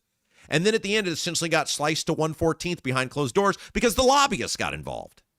And this is why people get angry with the data centers, because it doesn't sound like when you hear lobbyists getting involved at the 23rd hour and then everything gets changed and it's all in favor of the data centers, it doesn't seem like the data centers are trying to cooperate or be a part of or prop up the communities they're coming into. Look, I always viewed, like, especially with commercial development, it's a privilege to be in my community. And I want to make a tax climate, and I did, that works for everyone. That's why when we cut taxes for everybody. Businesses benefited the same way homeowners did. In some cases, businesses benefited more, but the tax rate reduction was for everyone. But in many cases, these businesses, these data centers, the people who are running them, bringing them in, are only looking out for how does this benefit the data center, and wherever we're at is irrelevant to us. That shouldn't be. You should be invested in the community. Whatever your business is should be invested in the community you're going into, especially if you're getting tax incentives. The article goes on to say, those changes weren't discussed in a public meeting. A large data center with a possible annual electric bill of $500 million would face paying a maximum of $350,000 a year to local governments, rather than a minimum of $5 million under the Senate-backed version. So under the Senate bill, mega electricity users were going to contribute, which $500 million sounds like a lot of money. It is, but a lot of these data centers do use that. They were going to contribute $5 million, have to contribute $5 million to their community. Okay, interesting. Then it went to the House, and Ed Soliday got a hold of it. Ed Soliday, the utility guy in the House, who is Mr. Utility. He loves himself some utilities. He hates you, but he loves himself some utilities. And here's what he had to say. Quote, let me read. This quote is unbelievable. That number would have been so huge, the way they had it, that was a really big piece of change to the locals. I said to some other members of House leadership, do we really want to go this far? You should be so offended by the end of this. Do we really want to go this far? You have gotten so screwed by these utility companies over the past several years with your bills going up. Has the IURC, has the government ever said for you, do we really want to go that far? At any point in any of these hearings, has the government ever said to the utilities, the monopolies, do we really want to go that far? Has Ed Soliday ever spoken up and said, hey, do you guys really want to raise the rates that much? You really want to go that far? As these data centers have gotten all of your money to come into communities, as Facebook, Meta, Lilly have gotten your money, has anybody in the General Assembly spoken up and said, hey, that's a lot of other people's money. Do we really want to go that far? But Ed Soliday, he'll speak up. He'll stand up. He'll fight for the data center. Do we really want to go that far? And by the way, if we really want to go that far, it'd be one thing if you went from, say, $5 million to $3 million as the incentive or the payout that would have to happen. Okay. You sliced it. You gave them 1/14. Some company is going to use $500 million in electricity, which is a depleting resource. People are in danger of potentially not even having electricity for their homes, much less being able to afford it. And the give back is $350,000. That doesn't even pave a decent sized stretch of road. These lawmakers are the worst. The translation from Ed Soliday, you need to shut up and pay. But we shouldn't be punishing the data center people. All right, let me tell you about our friends at, Lauren Wilson Realtor. She is our friend. She's your friend. She'd like to be your friend. She'd really like to get to know you. And I met Lauren Wilson. She's wonderful to get to know. Buying a home is the biggest investment for many people they'll ever make. But it should be about so much more than just a price tag. It should be about starting the next chapter. When you work with Lauren Wilson, her goal is to make sure you feel 100% confident in every decision you make. She's not there to just show you houses. She's there to guide you through the schools, the neighborhoods, the local routes that make living in Central Indiana special. Lauren is a Central Indiana lifer, a military vet, and provides hands-on, high-touch service when you deal with her directly every step of the way. Give Lauren Wilson with @Properties a call for your next move. 317-590-2290. That's 317-590-2290. Okay, let's take our final break. When we come back, producer Jason will be here with the best YouTube comments of the day and maybe, just maybe, a little something special to show you guys. We'll be back. You're watching Rob Kendall Show. Hi, I'm Lauren Wilson, a realtor with At Properties. Born and raised right here in central Indiana and a Hoosier through and through. Selling your home is a massive undertaking, and I completely understand what that is. That's why when you work with me, we put a great plan together to make sure that when your home comes to the market, it is in the best light possible. Again, I'm Lauren Wilson, 317-590-2290. 317-590-2290. Let's put a plan together and get your home sold. Right now, everything's expensive. That includes things you need around the house. If your water heater, water softener, or well pump goes out, or even if your toilet stops working, you could be looking at a major expense. Don't let your next call to a plumber break the bank. Call John at Black Sheep Plumbing. John is a Hoosier lifer who takes pride in and stands behind his work. That's why all basic services and repairs with Black Sheep Plumbing come with a 2-year parts and labor guarantee, with water heaters having a 6-year parts and tank guarantee. Call or text Black Sheep Plumbing for all your needs today and speak directly with John, the owner. 765-315-7558. That's Black Sheep Plumbing at 765-315-7558. Are you a Clay County resident who is ready to be part of creating a brighter future for our citizens? Doug Cobb is running for county commissioner and will bring fresh perspective to the table. A local farm and business owner, he has skin in the game of our county's success. He knows that a great team can accomplish so much more than any one of us alone and is ready to create a brighter future for Clay County together. The committee to elect Doug Cobb approves this ad. Paid for by Linda Cheatham.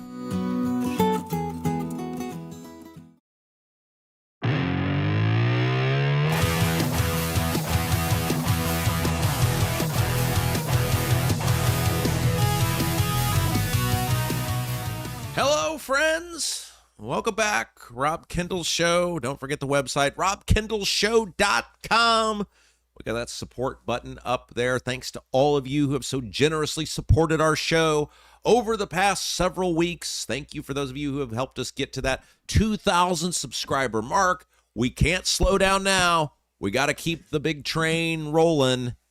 And speaking of the big train and the big train rolling, producer Jason. Hello, hello, hello. Check 1, 2, 3. Looks like I'm here. Joins us now for the best YouTube comments of the day. Tell us about the sponsor of the YouTube segment.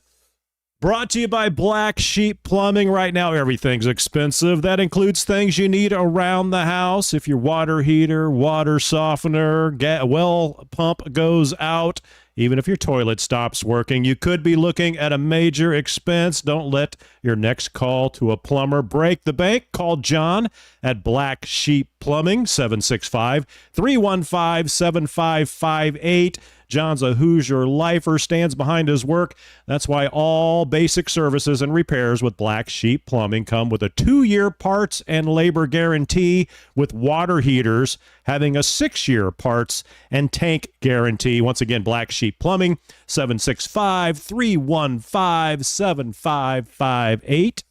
And John, he's awesome. When he came in here to get all his stuff put together, he brought Livy a little stuffed black sheep, and now she loves the little stuffed black sheep. Oh, is that right? So yeah. He bought your affection. When she goes to bed at night, she always asks for, she has different little stuffed animals she takes with her, and sheep is her new favorite one. She likes the black sheep. She says sheep.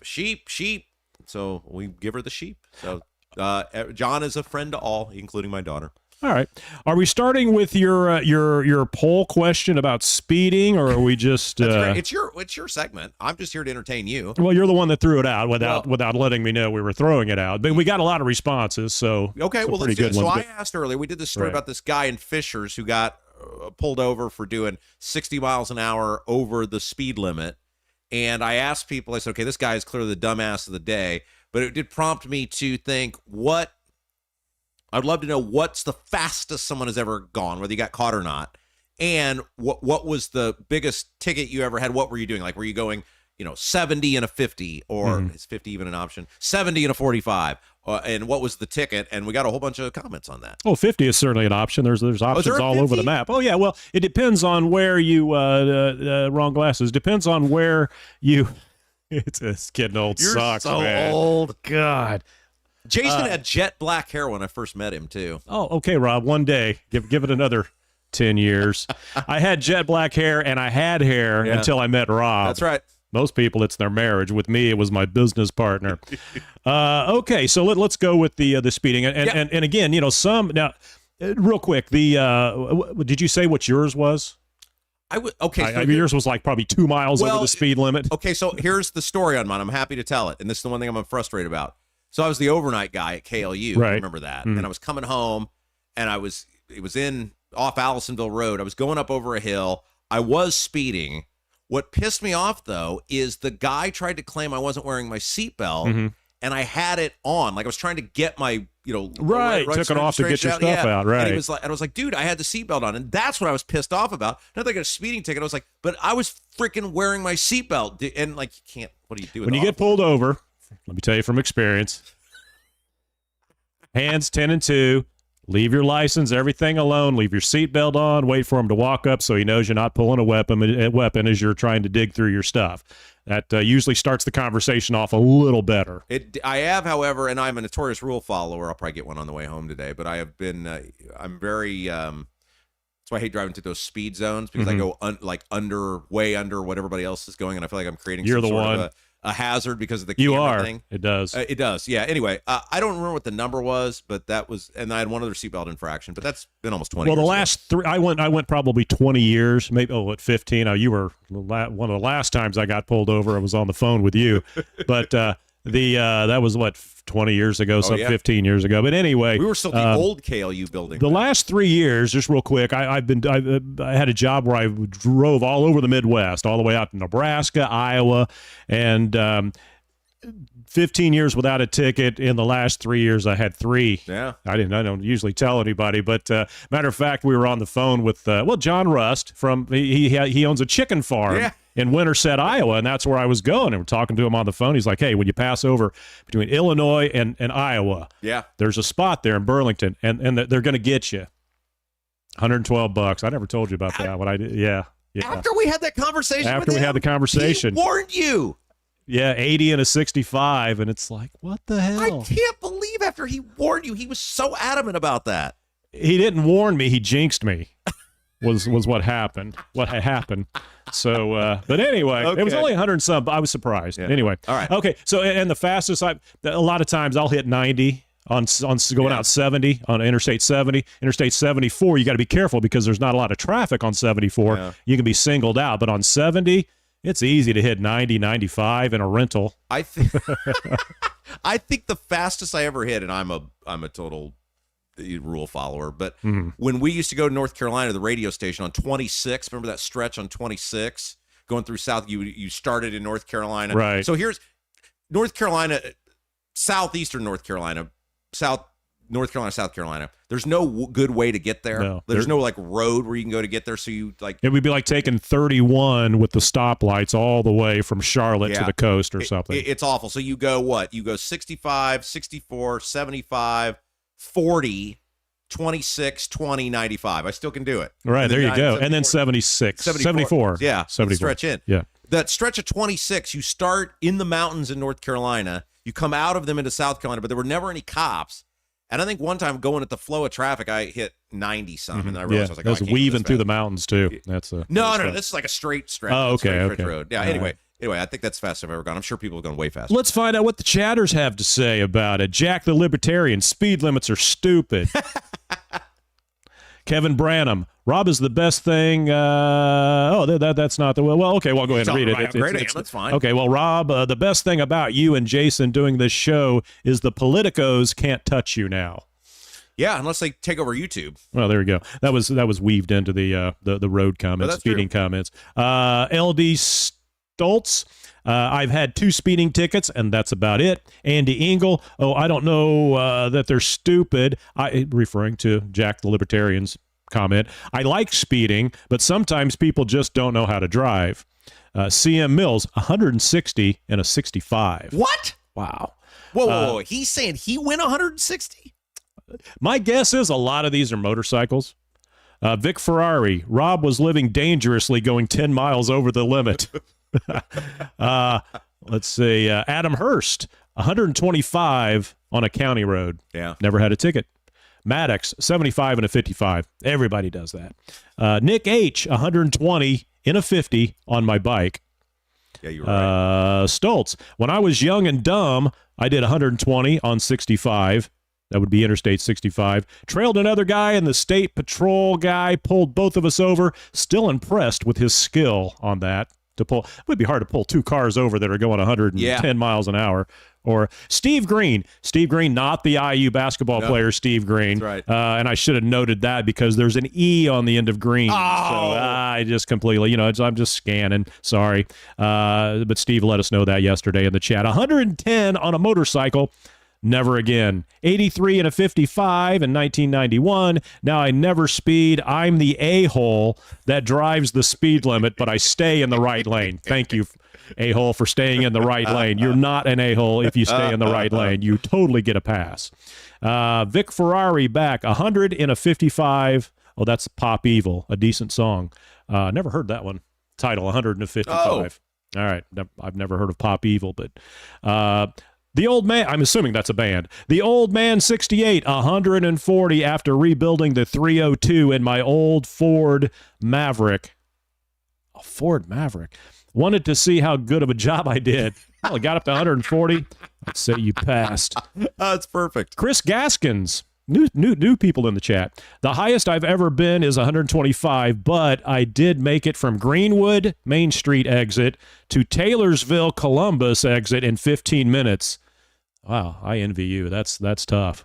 I was running 120 miles an hour. I hate that little stretch. All right, so those are the speeding comments. Well, I feel a lot better about myself. People have gone that fast. Yeah, well, come on. It's easy now to do 90. 90, 95 on the interstate, on like 70 on 65, something like that. As you get outside the donut, you just... How fast can a car even go now? Like, my little golf cart probably barely gets to 90. But, like, how fast can a car... Like yours would probably just vibrate apart. It'd, like, blow off the road. Right. Like, how fast could a car go again, I was doing rentals all the time, so, and the speedometers on a lot of them would go at 140. Yeah. I don't think I ever topped 100. Yeah. Maybe, 90, 95 if you're trying to get in front of the semi, so the semi doesn't get in front of you. But good topic, Rob. Yeah. Good topic. Thank you. That's what I do. There we go. So if you're a speeder, don't feel bad. We all do it. Okay, moving on to regular comments, starting back with the beginning of the chat, beginning of the show. MLM Warriors, always the first one on. Yes, that's our super fan. Nice theme music, Dean Klein. Dean Klein does he does the recurring theme. People have asked about the music that we use. A lot of that, it's not AI, but it's copyright-free music. We've been in music so long, we know where to find that stuff. It's all legal and everything, but it's not AI. And but Dean does the re-intro music, or the Local re-intro musician. theme. Yeah, That's right. Dean's a great musician from Indianapolis. Nick H, let's go. I love this place. MLM Warriors. I will miss producer Jason's segment and most of the show, unfortunately. Have a great day. Yeah, but you got on demand. You go back and listen whenever you want. That's right. But good of MLM Warriors to let us know that, because we would have missed them. Quiet Supernova, congrats on the big 2,000 subscribers. That's awesome. Keep them coming. Yeah. Nick H, I'm just here a couple of weeks because I'm recovering from surgery. Well, Nick, we hope you recover well. Thanks for spending it with us. You can still listen again after the show. You don't have to only get it. Am I still on? Okay, can't get it live. Jack the Libertarian, it's showtime, everyone. Go grab your lemon pound cake, kick up your feet, relax, and learn something. Very good. Hopefully they've learned something today. Ethan Hatcher, 2,000 is done. Now let's hit 3,000. That's right. All right, one more, and then I want to show my little gift. Only one more. We've got more. Okay. Let's go with, we got to make it a good one. C. Mills. I saw a Bramwell Mackay car at the airport the other day, and I was like, hey, I've heard of those people. Yeah, see? See, the advertising here works. There's last one. A couple new people. Darcy Cameron. You don't need a co-host. You are awesome. Said that. I'm not officially a co-host. I'm a producer, so that doesn't. I'm not included in that. Said that for years. Jay Giffen. This Between Two Ferns version of the Rob Kendall Show is Tecmo Bowl. Bo Jackson of Indiana politics. Keep stiff-arming these Republican frauds. Very good. And let's see. I think, do we want to get the last one? TY3 punt. Not sure what that. The peak of your success was baiting Jim Lucas into the old YouTube chat after he went drunks of hazard on I-65. Oh, no. That's a good one to leave it with. I had a lot Jim of good... Lucas. Haven't thought about heard that in a while. Yeah, we had some good interactions with He's been with quiet Lucas lately. Yeah, the last interaction we had with Lucas was right when we got to the new studio, and that was when the swatting stuff was going on. Okay. And he got mad and basically tried to blame that on me for saying the lawmakers hate people. And then I went on with him on Hammer and Nigel, and that went about the same as the other ones went, where we just totally depants the guy because he can't help himself. So somehow the swatting was made a mistake. 55 years old. Didn't know smoking marijuana, couldn't do it. I will put one last one in here. I always like to check at the very end here. Ethan Hatcher, once again, at producer Jason, has the best segment on the show. Yeah. We get a little break from Rob Kendall flapping his gums. No, thanks, Ethan. There we go. Yeah. All right, I brought a little treat in here today. I think we referenced this. Am I done? Or well, no, you're going to participate. Oh, in this with me. okay. Yeah, because you. I don't know if you remember. You gave me this. All right, as long as I don't get labeled a co-host. So this was. You enjoy dealing. I with have had this. I don't want to put it up over my. Can you see it? Can people see it? They can see the bag. Yeah. Okay. The bag. The bag. So I've had this for 24 years now. Jason gave this to me. So. I know we touched on this the other day. My start in radio was... I didn't know what that was. Yeah. Okay. I'll pull it out here in just a second. So I was an intern at the county radio station. It was in an WKLU 101.9. It was in an old pet shop in Brownsburg. I didn't know that. Yeah. I didn't know that's what it was. It was an old pet shop. That's why the basement smelled like animal urine. Well, every radio station smells like animal urine. And... they brought me in. So my favorite part about my when I started, so I will never forget the day. I started Martin Luther King Day of 2002. I remember because I was off school. Okay. It's weird the things you remember in your life, right? It is.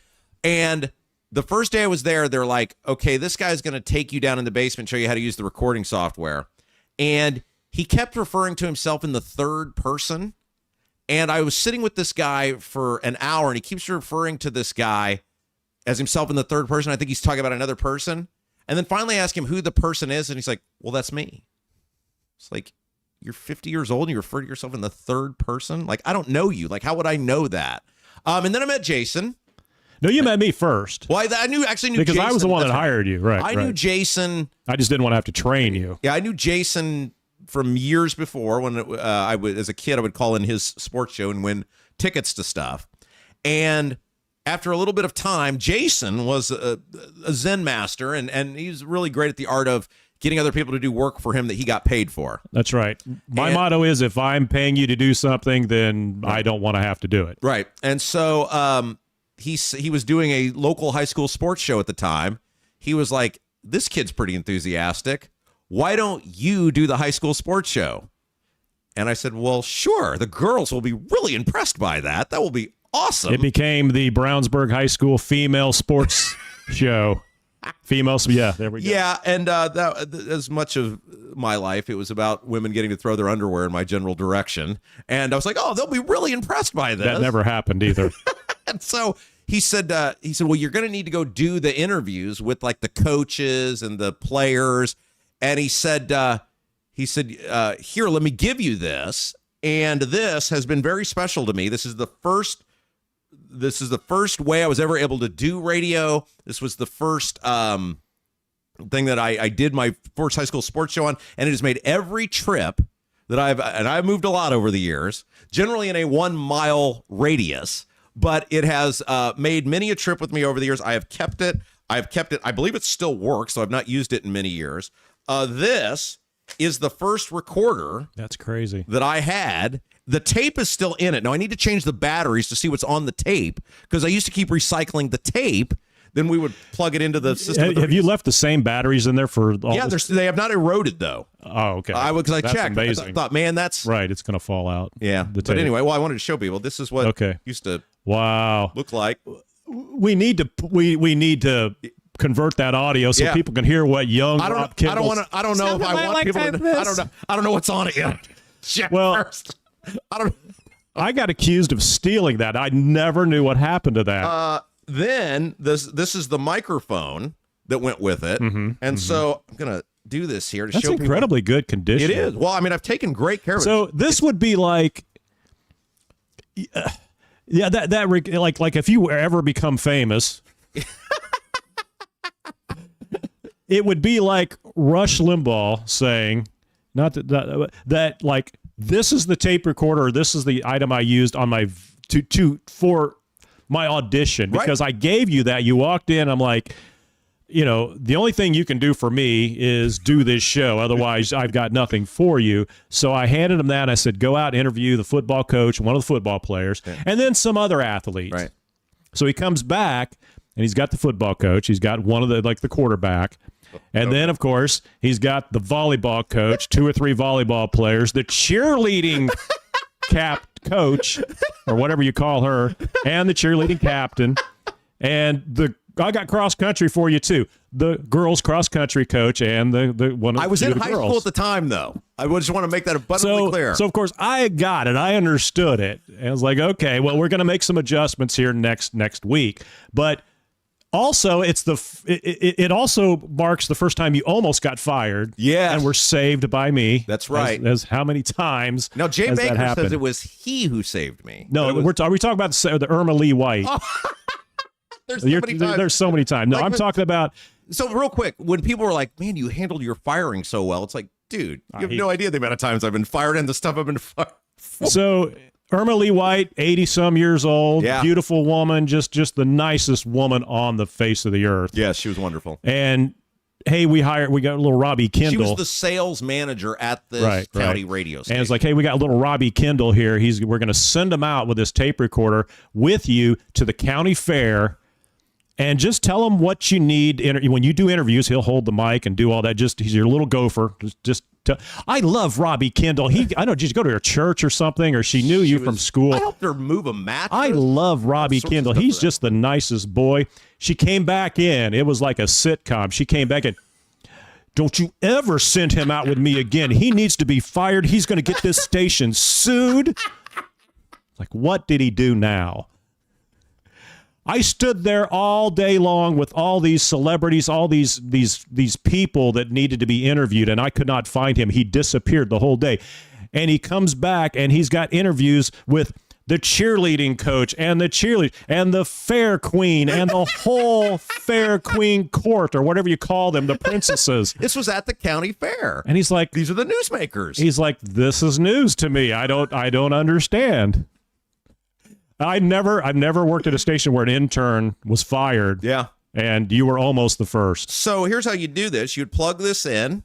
This is, technology. I mean, this thing is probably tape recorder. I bet a lot of people now may not. When was the last time somebody would have used a tape recorder to do a radio interview? Okay. So for those of you, I don't know if they can see this here, but you plug it in, little record button, flip the mic up, tape would start playing. Right there. This is, I got to get the batteries changed to see if we can find out what's on this tape. And if it is playable, maybe we can play it back for the audience. Well, all the cheerleaders. That was the adventurous time for life, Jason. I don't know. Blast from the past, so I don't know. But that is pretty cool that you brought that in, that you still have that.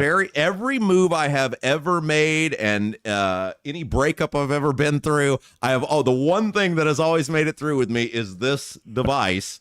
And I just thought for our audience, because they've been such a good audience and helping us get off the ground, that would be fun to share this and show this to them. And all 5 viewers that are left, I'm sure, appreciated and loved that segment. That's good stuff. I need to tell everybody about Bramwell Mackay. All right, I'm out of here. We'll see you. Yeah. All right. I'll tuck that in here in a minute. All right. Bramwell Mackay.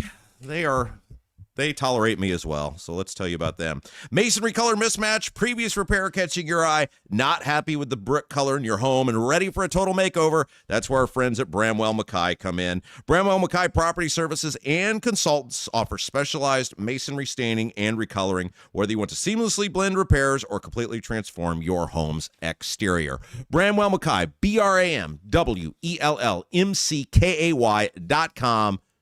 Bramwell Mackay. Big supporters of the Rob Kendall Show. I know many of you guys have said you've called them, you've talked to them. We can't thank you enough for all of these sponsors. That is so key for us, guys, to keep this train rolling. We're having a blast with it. Doing stuff like that is so much fun for me to bring that tape recorder in and talk about these stories that we've had over the years. And Merritt said this the other day. He's like, most people don't know the real you. And I said, it's probably a good thing, Jim. He said, but no, like there's so many cool stories to you that you've just never been able to tell. And now we can tell some of these. And I think it really helps people maybe understand what we do and the joy we have for this and the love we have for this. We've had so much fun over the years doing stuff. And we're able to do these now because of our sponsors. So whether it's Gary Tedrow, Mortgage Guy Extraordinaire, or Lauren Wilson Realtor, or Vent Savvy, Bramwell Mackay, Black Sheep Plumbing, all of these places, please reach out to them. We give you their contact info, whether it's by phone or the internet contact info. Just let them know you heard the ad. That just helps us so much. It's a little thing that just goes a very, very long way in terms of helping us continue to keep these advertisers in-house.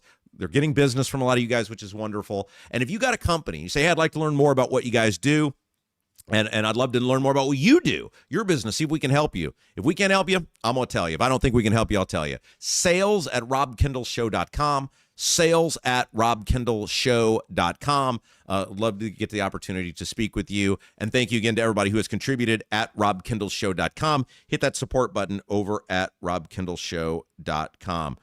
Real quick, I wanted to close today by talking about how out of control the internet is. And look, I would be a complete hypocrite if I'm like, the internet is a bad place. It is not. I mean, there are components to it that are very bad. But the internet has been immensely beneficial to me over the years. It is a big reason I was able to get elected to public office. It has certainly been beneficial in my ability to grow as a broadcaster. Obviously, if I didn't have the internet, wouldn't be able to be here with you guys right now. I'm not a person who says the internet is a bad place, but the internet does have the ability to poison people and rot the souls of people and cause people to do ridiculous things. And a big part of it is the look at me culture we're in, where people judge their worth not on their actions, but rather on how many people click their feed or look at them or subscribe. And look, we tell you guys, the like, the share, the subscribe, because we want to grow this program, because we want to have a bigger influence in terms of public policy. But it's not my identity.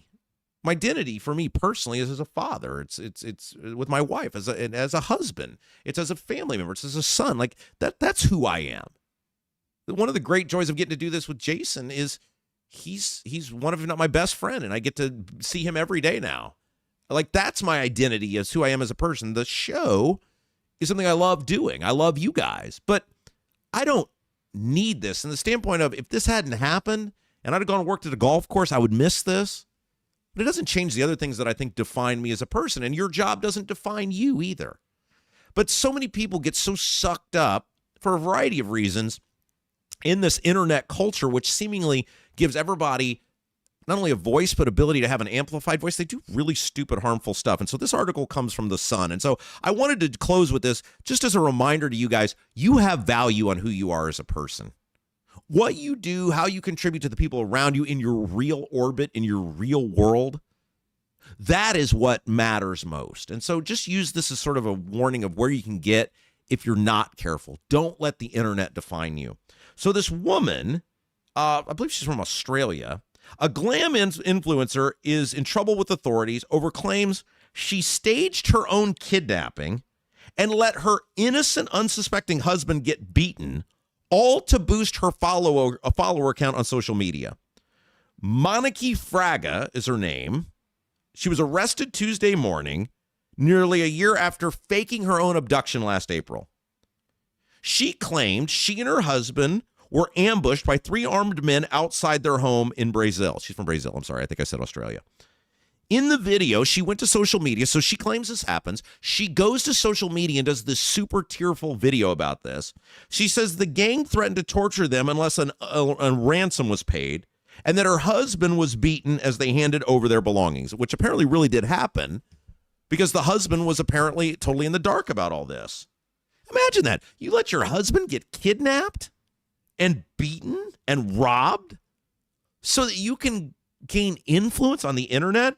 One detective said, quote, at all times he, meaning the husband, has maintained that he genuinely believed it was a real kidnapping. The pair were allegedly dragged into a wooded area, held for hours, and only freed once cash was handed over. The charges she was expected to face include blackmail, perverting the course of justice, and wasting police time. Look, we've gone way too far with the internet influencer thing on a variety of levels, and this is one.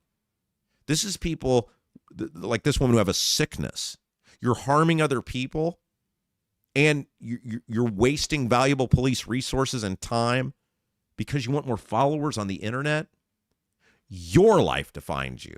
The way you act in the world with people around you, your family members, your friends, that's what defines you, not how many clicks you have on the internet. All right, that is going to do it for us today. Man, you guys have been an awesome audience, as always. Thank you so much for making us a part of your day, whether you're doing it on the live feed, whether you're watching the broadcast on demand afterwards on YouTube, or on the Apple, Spotify, any of the places you get your podcast. We can't thank you guys enough. And when you're done with us today, State House Happenings is up. It's brand new, fastest 30 minutes in all of Indiana politics and government. Check that out as well. For producer Jason, I'm Rob Kendall. You've been watching Rob Kendall Show.